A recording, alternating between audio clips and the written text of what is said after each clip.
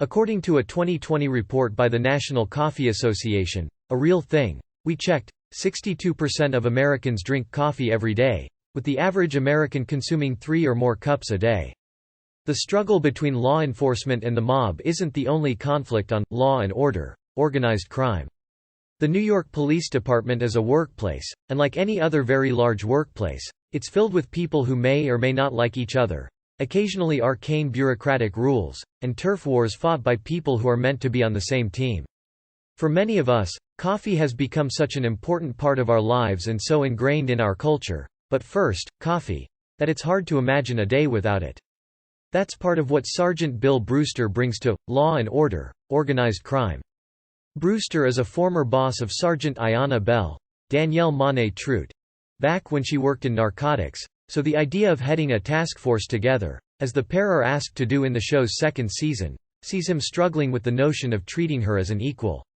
Still, you might want to reconsider how much bean juice, sorry, it's true, you're drinking once you read some of the potential benefits of giving up your beloved blonde roast, including decreased anxiety, weight loss and even a happier bank account. 1. It may not be the showiest bit of intra-department drama on the series, but it's a major test for Bell. You don't have to go far from Organized Crime to find some of actor Guillermo Diaz's work before he was cast as Brewster. You might experience withdrawal symptoms, though there are quite a few benefits to quitting or cutting back on caffeine. Devoted coffee drinkers should expect some withdrawal symptoms after going cold turkey. He's done 2 different episodes of Law and Order, and 2 episodes of Law and Order, Special Victims Unit as well. From starring in a pioneering LGBTQ drama to cult classic comedies to one of the biggest television sensations of the last decade, Diaz has assembled an impressively varied resume. These symptoms can include headaches, fatigue or irritability and should only last 1 to 3 days. Here are some of the places you might recognize him from. Guillermo Diaz played a guide to Stonewall. Diaz landed his first appearance on the flagship, Law and Order, just as he was starting out in 1994. He also appeared that year in the crime drama, Fresh, and in 1995 played struggling roommate Leo in the Parker Posey starring Party Girl. But it was in 1995's Stonewall that Diaz had his biggest early role. Diaz played the drag queen La Miranda, who shows newcomer Mattie Dean, Frederick Weller, around the Stonewall Inn and the rest of New York City's LGBTQ scene in the weeks leading up to the Stonewall riots in the summer of 1969. In our personal experience, headaches are often the primary symptom, but why? According to a Wake Forest University study, drinking caffeine causes blood vessels to restrict, which can slow blood flow by as much as 27%. When you stop drinking caffeine, those blood vessels are allowed to go back to their regular size, which might cause headaches. 2. Mattie drifts back and forth between La Miranda's showy defiance of convention and the more muted conformity of the activist Ethan, Brendan Corballis. You might feel less anxious calling all naturally anxious people. Your daily coffee might be worsening your symptoms. According to a study by researchers at Cardiff University's Centre for Occupational and Health Psychology, it can take as little as 150 milligrams of caffeine, roughly a 16-ounce cup, to bring on symptoms of anxiety, from an elevated heart rate to a sense of panic. In the end, he chooses La Miranda, and the film ends with the police raid that touches off the riots.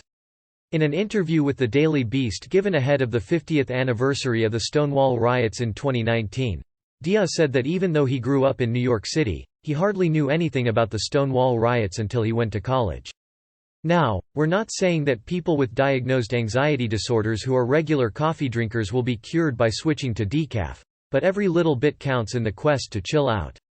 3. Working on the film, he said, gave him a new perspective on how crucial that generation's fight was. Your hormones might even out, especially if you're drinking your coffee first thing in the morning.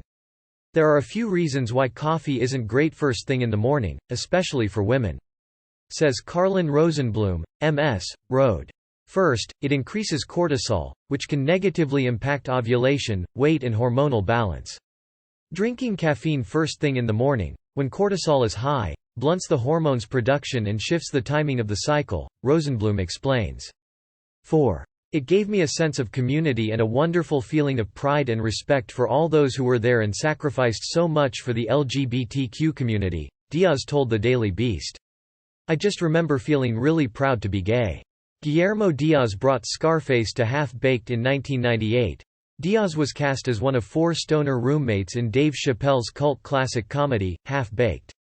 Diaz played Scarface, who joins the scheme of his buddies Thurgood, Chappelle, and Brian, Jim Brewer, to sell medical marijuana in order to bail out their friend Kenny, Harland Williams, from prison.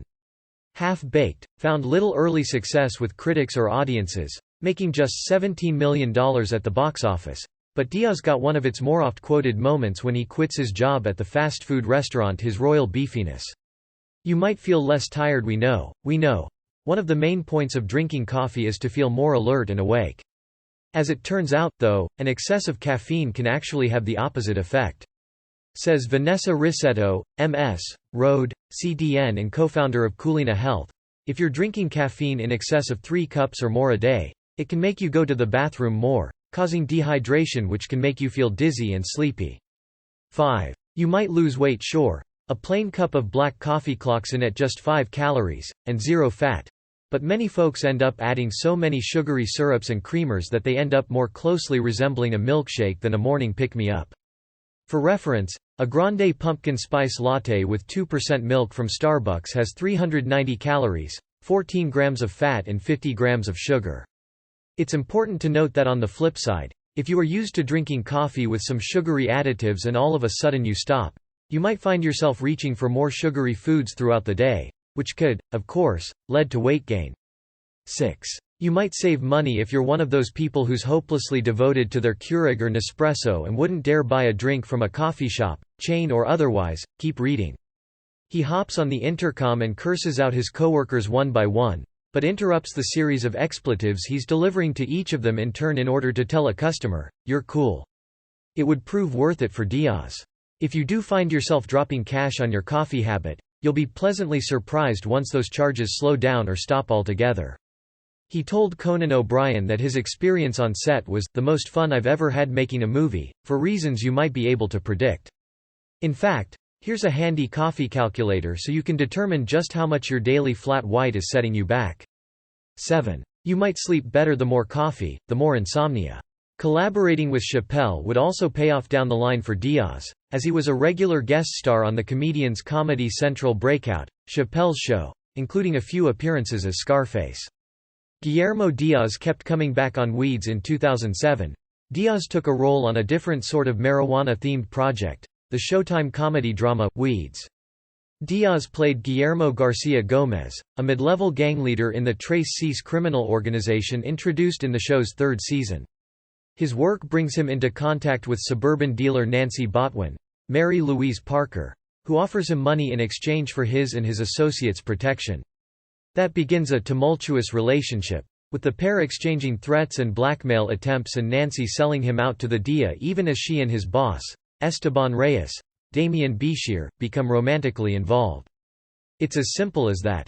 Despite their back and forths, the pair eventually find a way to work together in the show's 8th and final season. Diaz admits to having some nerves joining a cast with that kind of reputation a few seasons in, but he told Movie Web his co-stars, particularly Parker, helped ease him in. That said, even if you don't give up the Java, sticking firmly to a 2 p.m. caffeine cutoff can significantly help the quality of your sleep. According to Michelle Worley, a registered nurse and director of clinical operations at Aeroflow Healthcare, since many people consume caffeine for the jolt of energy it provides, which is made possible by blocking the brain's sleep-inducing chemicals, it should come as no surprise that it can make it more difficult for people to sleep. For the best possible chance at a good night's sleep, caffeine drinkers should stop consuming caffeine at least 7 hours before they plan to go to sleep. "She's so good and so there and so sweet," he said. "I feel so lucky to be able to act with all these people who are really seasoned actors. It's just been like a dream, man." Guillermo Diaz played an Ángel on Mercy Weeds, was far from Diaz's only role as a gangster. He played one in the John Lovitz comedy, High School High, the Kiefer Sutherland and Reese Witherspoon dark comedy, Freeway, and in 2010's Bruce Willis and Tracy Morgan buddy comedy, Cop Out. But in 2009, he went back to his Stonewall roots to play the out and proud nurse Ángel Garcia on NBC's medical drama, Mercy. "I was starting to feel like I was just playing the bad guy," Diaz told Out magazine. "I was ready to queen out a bit. Switching between those types of roles comes naturally for Diaz, he explained to Out, because of his upbringing.